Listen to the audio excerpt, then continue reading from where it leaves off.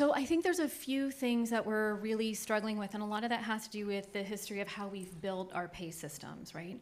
And a lot of organizations really rely heavily on market rate to figure out how do we price this role. So they're looking externally for that data.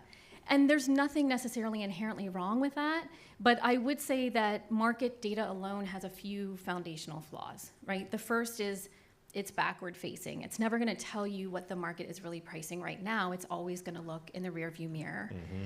But the other thing is that it can't tell you how important a role is to you, right?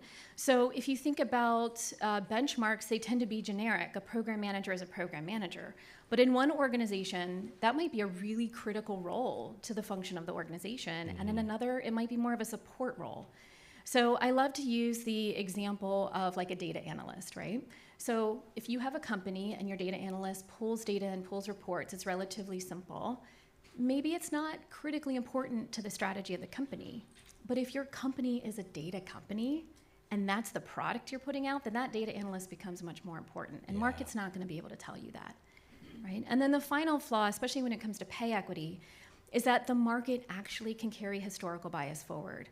So a lot of folks don't know that research has shown that when women enter male-dominated fields, the pay drops for the same work that the men were doing before. And when men enter female-dominated fields, guess what happens? Exactly, the pay goes up. Dang. Right? So the market has never actually priced the work. It's priced the humans that do the work. Wow. And so that's a reflection of our social value on the humans that are in those roles. So if we only rely on market, which most organizations do, then we're going to keep carrying that inequity forward cycle after cycle, benchmark after benchmark, salary survey after salary survey.